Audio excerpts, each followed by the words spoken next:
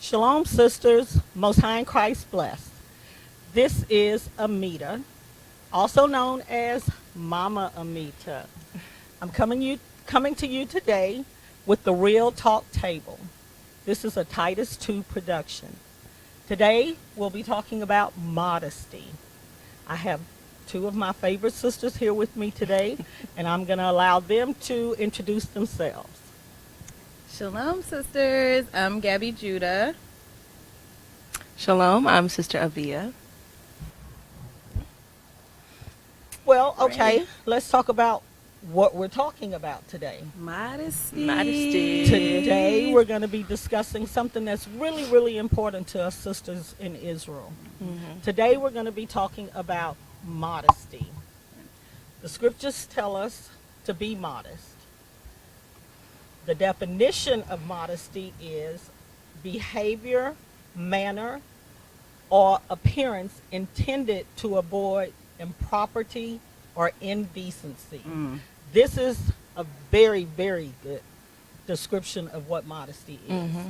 We see so much immodesty in the streets.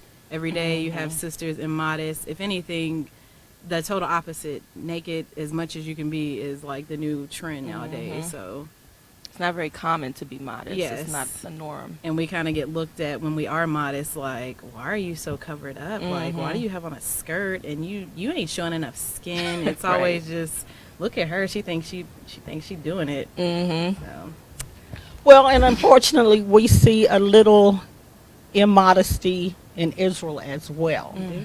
And a lot of it is because we don't know any better. Right. So that's why we're here today, to talk about modesty and kind of give our sisters an idea and a guideline of what modesty is Right. and what it looks like. And also that it can look just as good. Right, right. There's no reason to be half naked. Half naked does not equal look good. it does not. We can look good modestly. Right. Okay? So let's talk about the key scriptures that we're using today to discuss modesty. Gabby? The first one we're going to go to is Deuteronomy 22:5. I'm going to wait for y'all to get there. And you know, when I look at modesty, I look at it as you kind of want to be a gift. You want to be, as the old saying back in the day was, you know, you don't want to be looked at as, oh, I can see what she already got. Nah, I passed. It's supposed to be a surprise. They would say leave something to the imagination. Yeah, leave something to the imagination. Right. So, you know, I want my sisters to leave something to the imagination. Even if you're married, your Lord might like you to leave something to the imagination, you know, especially if you're out in public, so on and so forth.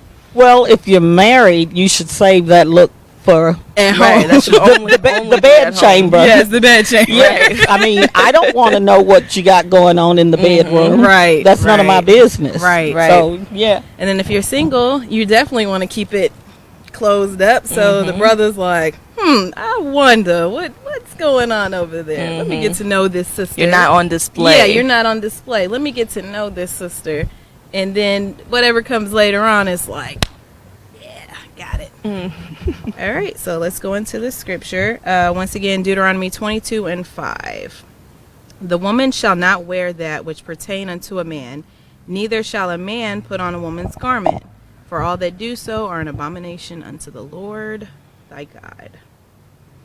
So, you want to elaborate? So, I mean, that right there is pretty basic. I mean, the scriptures tell us what we should not wear. And if you think about it, what's modest about a pair of pants on a sister, on a woman? Not much, especially, you know, Israelite women, we tend to have more curves than the other nations. So it's like if you're wearing something that's, you know, going all around your legs, it's not modest.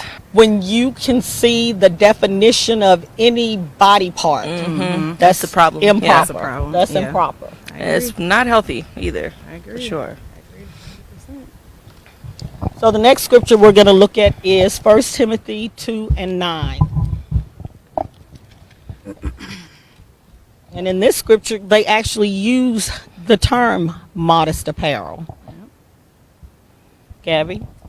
All right, 1 Timothy chapter 2, verse 9. In like manner also, that women adorn themselves in modest apparel, with shamefacedness and sobriety, not with broidered hair or gold or pearls or costly array.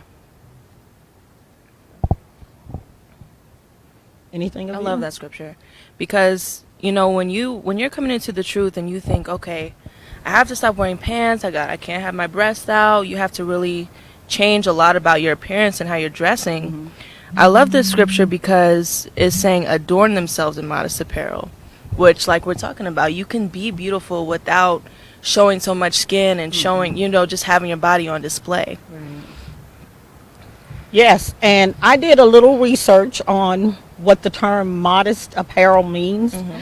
And I mean, you go and you can Google anything these days. Right. Well, Right. I Googled modest apparel. Yeah. And it came back telling me that modest fashion or modest dressing refers to a fashion trend in women of wearing less skin revealing clothes, especially in a way that satisfies their spiritual or stylistic requirements for reasons of faith, religion, or personal preference.